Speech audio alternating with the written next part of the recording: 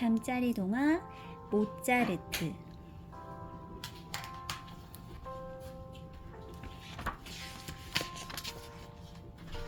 댕댕댕. 교회의 종소리가 은은하게 울려 퍼졌어요. 나도 종소리와 똑같은 소리를 피아노로 쳐볼 거야. 모차르트는 벌떡 일어나 피아노 앞으로 다가갔어요. 이제 겨우 3살이 된 모차르트는 의자에 올라가기도 힘이 들었어요. 댕댕댕. 모차르트의 피아노 소리에 모두들 깜짝 놀랐어요. 똑같아. 틀림없는 종소리야. 피아노 천재라고 불리는 난넬 누나가 칭찬했어요. 모차르트의 아빠는 바이올린을 연주하는 분이셨어요. 가끔씩 오선지에 곡을 그려 넣기도 하셨고요. 그럴 때마다 모차르트는 아빠 옆에 붙어 앉아 오선지를 눈여겨 보곤 했답니다. 아빠, 저도 오선지를 주세요. 저도 아빠처럼 곡을 만들래요. 4살짜리 꼬마 모차르트가 작곡을 하겠다고 아빠를 졸라댔어요. 아빠는 그런 모차르트가 귀엽기만 한지 껄껄껄 웃었어요. 난 피아노가 좋아. 누나보다 더 열심히 피아노를 칠 거야. 모차르트는 하루 종일 피아노 곁을 떠나지 않았어요. 모두들 잠든 밤에도 모차르트의 방에는 불이 꺼지지 않았습니다. 모차르트, 몸도 약한데 좀 쉬었다 하렴. 엄마 아빠가 아무리 말려도 소용이 없었어요. 하얀 건반 위에 작은 손은 쫓아가기도 힘들 만큼 빨리 움직였어요. 그리고 아름다운 소리로 마음을 움직였고요. 누나보다 더 훌륭한 솜씨야. 아빠는 모차르트의 작은 손가락에서 눈을 떼지 못했어요. 모차르트가 5살 되던 해의 어느 날이었어요. 똑똑똑. 일터에서 돌아온 아빠가 모차르트의 방문을 두드렸어요. 하지만 모차르트는 아빠가 오신 것도 모르고 깊은 잠에 빠져 있었어요. 오선지를 품에 꼭 안은 채 말이에요. 이 녀석 오선지를 안고 잠이 들었군. 아빠는 모차르트의 오선지를 펼쳐보았어요. 아니, 이렇게 아름다운 곡을 모차르트가 작곡했단 말인가? 아빠는 조심조심 방바닥에 흩어져 있는 오선지를 주워들었어요. 천재야, 천재! 아빠는 콜콜 잠이 든 모차르트의 얼굴을 하염없이 쳐다보았습니다. 모차르트의 피아노 솜씨는 날이 갈수록 사람들을 놀라게 했어요. 오선지에 척척 곡을 지어내기도 했고요. 오늘은 모차르트의 집에서 작은 음악회가 열렸어요. 아빠 친구들은 바이올린을 연주하시고 아빠는 비올라를 연주하셨어요. 아빠, 저도 바이올린을 켜보고 싶어요. 모차르트가 또 떼를 썼어요. 모차르트, 너는 바이올린 연주법을 모르잖니. 하지만 모차르트는 아빠 친구가 건넨 바이올린으로 멋지게 연주했어요. 아무도 가르쳐주지 않았는데 말이에요. 모두들 입을 딱 벌린 채 모차르트의 바이올린 연주를 들었답니다. 모차르트에 대한 소문은 금세 온 도시에 퍼졌어요. 모차르트는 천재 음악가야. 사람들은 모차르트를 보기 위해 모여들었어요. 아빠는 난넬 누나와 모차르트의 연주회를 열어주었습니다. 피아노 천재 모차르트를 보러 가자. 작은 연주회장은 발 디딜 틈도 없이 사람들로 꽉 찼어요. 난넬과 모차르트의 손이 건반 위에 올려지자 하늘이 내려준 아름다운 소리가 울려 퍼졌습니다. 연주회장은 터져나오는 박수 소리로 떠나갈 듯 했어요. 잘츠부르크는 작은 도시예요. 아빠는 모차르트를 큰 음악 도시 빈으로 보내 공부를 시키고 싶었어요. 빈까지는 마차를 타고 한 달을 가야 하는 먼 곳이었어요. 가다가 무서우면 돌아오너라. 어린 모차르트를 멀리 보내는 엄마의 마음은 찢어지는 듯 했어요. 온 동네 사람들이 모두 나와 손을 흔들었어요. 꼭 훌륭한 음악가가 되어서 돌아올게요. 모차르트는 누나와 함께 씩씩하게 빈으로 떠났답니다. 우리 집에서 연주회를 열어요.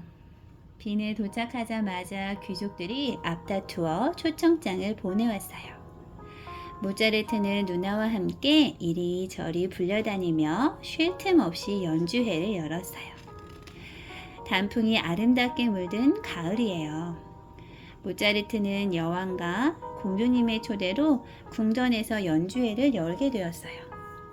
궁전에는 처음 보는 크고 멋진 피아노가 모차르트를 기다리고 있었어요.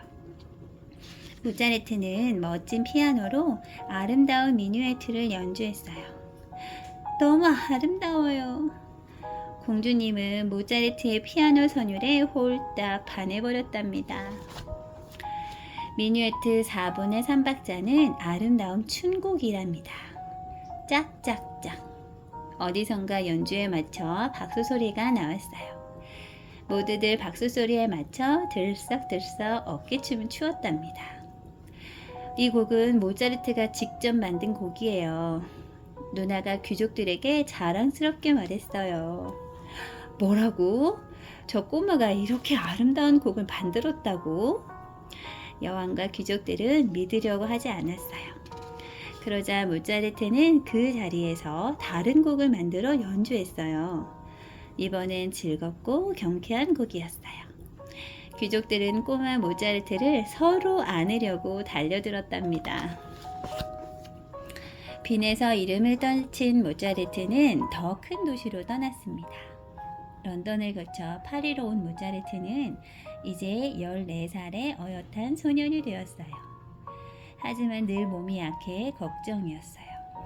모차르트는 파리에서 음악의 아버지 바하의 아들 크리스티안 바하를 만났어요. 바하에게 작곡과 피아노를 배운 모차르트는 볼로냐 음악원에 합격했어요. 제일 어린 나이에 제일 좋은 성적으로 말이에요.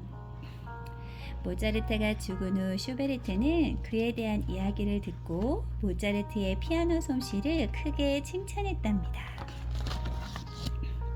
모차르트는 가는 곳마다 사람들을 구름처럼 몰고 다녔어요. 그러던 어느 날이었어요. 모차르트를 따라다니며 돌봐주시던 어머니가 갑자기 쓰러지셨어요. 어머니는 모차르트의 건강만 생각하고 자신의 몸은 돌보지 않았던 거예요. 게다가 더 큰 시련이 모차르트를 기다리고 있었어요. 민헨의 궁중악사 자리에서 밀려나고 만 거예요. 열병으로 고생하시던 어머니가 돌아가시고 모차르트는 춥고 배고픈 외톨이가 되고 말았어요. 일자리를 찾아 이리저리 쫓아다니던 모차르트는 새로운 음악에 눈을 떴어요. 바로 오페라였어요. 모차르트는 온 힘을 기울여 오페라를 작곡했어요. 마침내 프라하 극장에서 피가로의 결혼이 공연되었어요. 공연은 대성공이었어요. 극장 안은 박수 소리로 떠나갈 듯 했어요. 모차르트는 오페라로 다시 옛날의 명성을 되찾았답니다. 하루 종일 온 세상을 환하게 비추던 태양이 엉금엉금 산 너머로 숨을 때였어요. 모차르트 선생님 계십니까? 낯선 남자가 모차르트를 찾아왔어요. 우리 주인님이 편안히 잠들 수 있도록 도와주세요. 남자는 번쩍이는 금화 꾸러미를 내밀었어요. 당신 주인을 위해 진혼곡을 만들어 달라고요? 모차르트는 진혼곡이라는 말을 건네는 순간 온몸에 소름이 오싹 돋았어요. 낯선 남자는 고개만 끄덕이고는 멀리 사라져 버렸습니다. 그런데 이상하게도 모차르트는 진혼곡을 만들기 시작한 날부터 시름시름 앓고 말았어요. 진혼곡이 반쯤 완성되었을 때 모차르트는 친구들을 불렀어요.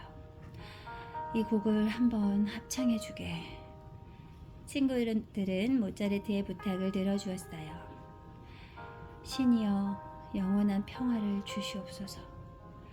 자신이 작곡한 진홍곡을 들으면서 모차르트는 알 수 없는 눈물을 흘렸어요.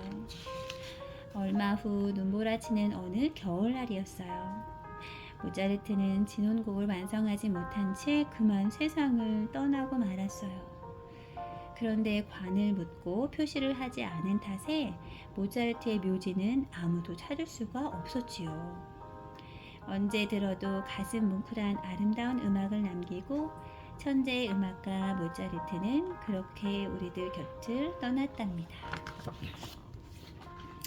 5살 때부터 작곡을 하기 시작하여 이미 8살 때 교향곡을 만들기까지 했던 모차르트. 우리는 모차르트를 언제나 천재 음악가라고 부릅니다.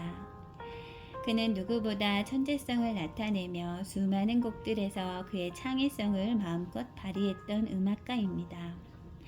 모차르트는 음악을 배우려고 오는 사람들에게 음악을 이전에 배운 적이 있다고 하면 수업료를 많이 받고 음악을 배운 적이 없다고 하면 수업료를 반만 받았다고 합니다. 이유는 간단했습니다. 음악을 이미 배운 사람에게는 잘못된 지식을 걷어내야 하는데 그것이 새로운 것을 가르칠 때 너무 힘들기 때문입니다. 모차르트의 창의성은 그 어떤 것에도 구애받지 않았던 무에서 시작되었습니다. 누구보다 많은 시간을 음악을 배우는 데 보냈지만 언제나 그것을 답습하기보다는 새롭게 창조하는 데 더 큰 열정을 쏟았습니다. 그의 위대한 음악들은 바로 그런 틀에서 벗어나 세상을 새롭게 바라보았던 창의성에서 이루어진 것입니다.